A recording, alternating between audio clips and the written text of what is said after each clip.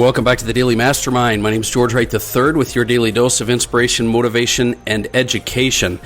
All right, so the quote of the day today, I want to go through this with you because I had a thought as I was coming back from my morning workout, and this quote goes right along with it. And the quote is by Mel Robbins, and it says, "You're not a procrastinator. You have habits of procrastinating." You're not a procrastinator.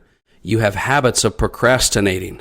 So I want to look at this for a minute, and I want to ask you a couple of questions. How do you see yourself? How do you show up in the game of life? How are you showing up in your relationships, in your business, in your health, in your fitness, in your personal life? How are you showing up, and how are you labeling yourself? Are you labeling yourself a procrastinator? Are you labeling yourself successful, unsuccessful? How are you labeling yourself? And I want to talk to you today about developing better habits, but I want to talk to you specifically about becoming the CEO of your life.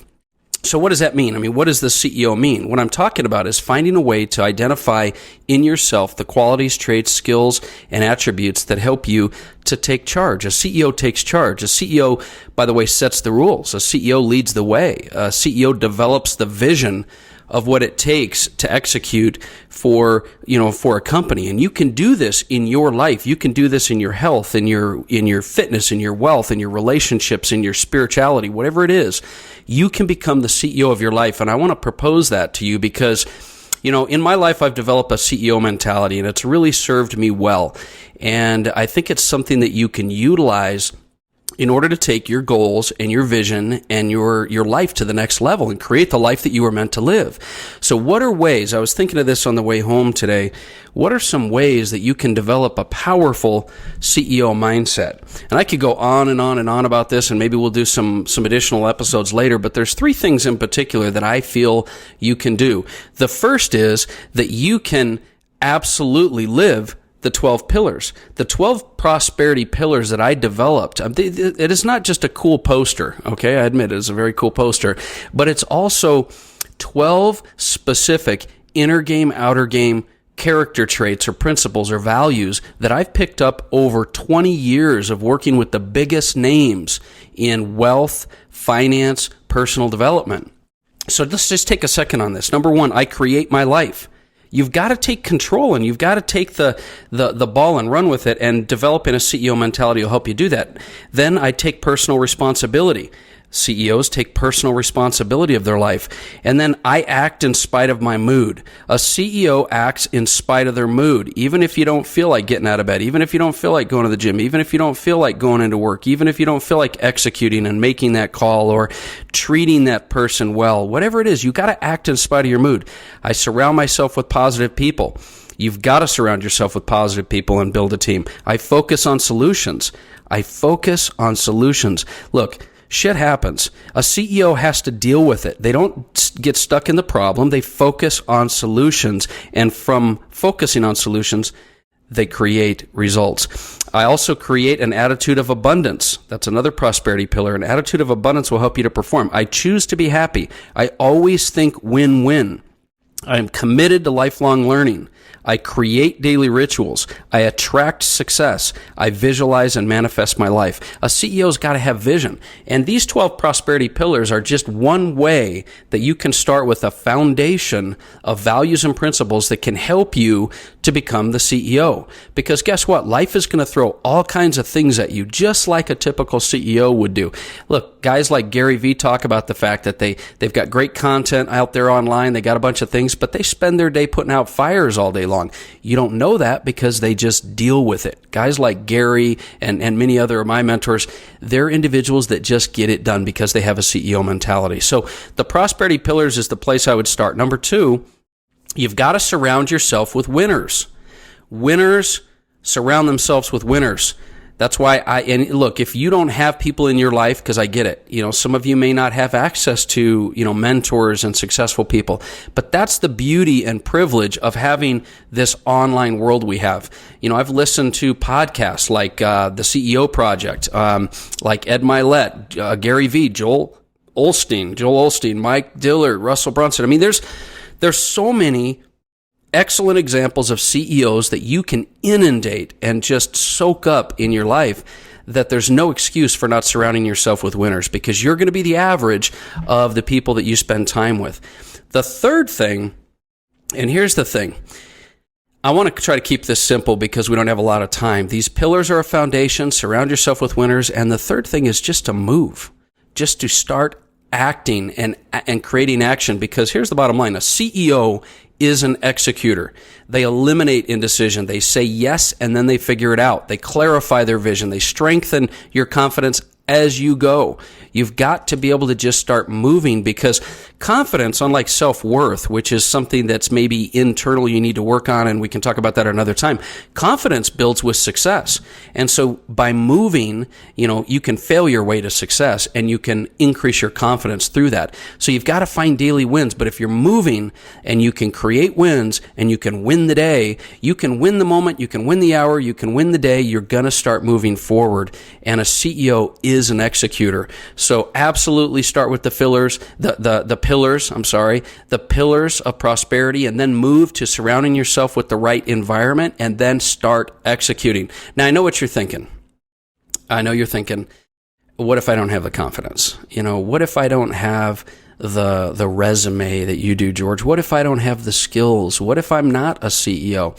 Well, listen, first of all, and most importantly, and I want you to listen to me for a minute here, that's a bunch of excuses.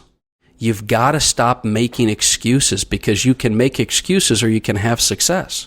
It's like T. Harv Eker talks about, and I learned from him, you can have reasons or you can have results, but you can't have both. So that's the first thing. Second, I understand how you feel. Look, many of us have felt the same way. You might have a little bit of that imposter syndrome. You might feel like you're not enough. You might feel like you don't have the confidence. But here's the bottom line. Let me give you one hack that I've used in my life, and many, many other people have used in their life. And this hack is how to sort of hack your inner game. And the way you can hack your inner game, and a bunch of mindset coaches would tell you this, is to develop an alter ego. I just want to give you this to walk away with. The reason affirmations and positive talk and fake it till you make it doesn't always work. You might be doing affirmations your whole life and it's not working. The reason acting as if doesn't work is that you can fool other people, but you can't fool yourself. You can't fool your inner game, your mind. You must understand that all of your creation in your life, all of your results are going to come from your subconscious mind, not your conscious mind. You can't just say it and have it happen if your subconscious mind doesn't believe it. But your subconscious mind, which is kind of your limbic brain, right? This part of your brain, unlike your conscious mind, your neocortex, the subconscious mind doesn't really understand language. It only reacts to what you feel. So when you try to fake it, your brain is saying, yeah, right. Look, I'm not feeling it. It's not true. You can say it out loud, but I don't believe it. And we're going to get into details of how you can kind of get into that and make changes. But you have to learn to convince your inner game, your subconscious mind, that you are a winner, you are confident, you are CEO. So the hack that I would represent and kind of give you as an idea is learn to proactively work on developing an alter ego. What I mean by that is this. There's so many examples in our life of the most successful people out there in the world that knew that they needed to operate outside their comfort zone, outside their current skill level in order to create success. Because we've talked about success and your best life live outside your comfort zone. And so they created alter egos. I'll give you some examples. Beyonce Knowles. Beyonce, when she was young, just was petrified to be able to perform and things in front of people. So she created that alter ego. You probably have heard about it. Sasha Fierce. She even ultimately just recently, or a little while ago, did an album, I Am Sasha Fierce, because she knew when she created that alter ego, she could do anything on stage. Superman, Clark Kent. Now, most people, when you say, which is the alter ego, Superman or Clark Kent, they'd say Superman because that he could do anything. No, but with Superman, the alter ego was Clark Kent. He put the glasses on and he became, someone that could fit in and blend in and do things with everybody. Kobe Bryant is a great example. He created the Black Mamba. Kobe Bryant said, that was his alter ego, and it was an ego that allowed him to do anything and be everything.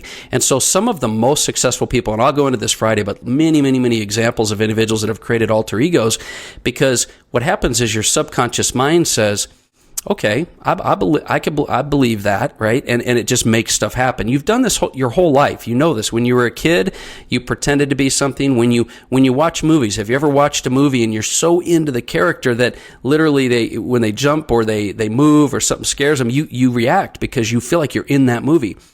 You've done this with video games. You might be playing a game online and you become the character.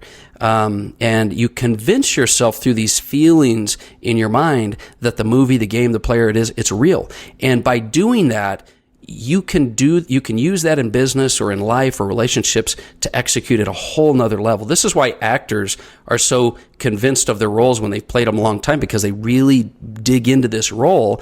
And that's why actors that have, acted together have, fallen in love, because they believe that they're that role. So bottom line, here's the deal. There are plenty of ways that you can be the CEO. You just need to do it. And using a hack like creating an alter ego will allow you to do it quicker. And then as you create the successes, your confidence will grow. But the bottom line is you have to make a decision.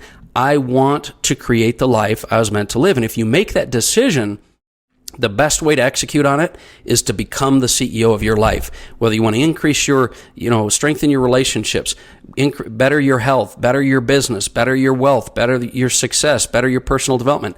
You've got to be the one in charge. That is called the Chief Executive Officer of your life, the CEO. So that's something I want to encourage you to adopt as a mantra, as a role in your life. But if you want to create your best life, your best relationships, health, etc., decide to be the CEO. Take time proactively to develop that title in your life, that alter ego, that commitment to being the one in control. Go through the prosperity pillars. Make sure that you make a commitment not only to the pillars, but to surround yourself with other people and to just start moving. That's what a CEO does. And what you focus on grows. If you focus on being the CEO, you will be the CEO. If you focus on building confidence, you will create confidence. If you focus on creating your best life, you'll create your best life. And that's my suggestions, ideas, and my inspiration for you today. I hope that's something that gives you some thoughts that you'll take to heart. Also, listen, it would mean a world to me if you'd share this podcast, share this episode with somebody you feel like might need some help in taking control of their life, and these might be some good ideas for them. And until then, I'll talk to you tomorrow. Once again, this is George Wright III, and this has been the Daily Mastermind. Have a phenomenal day.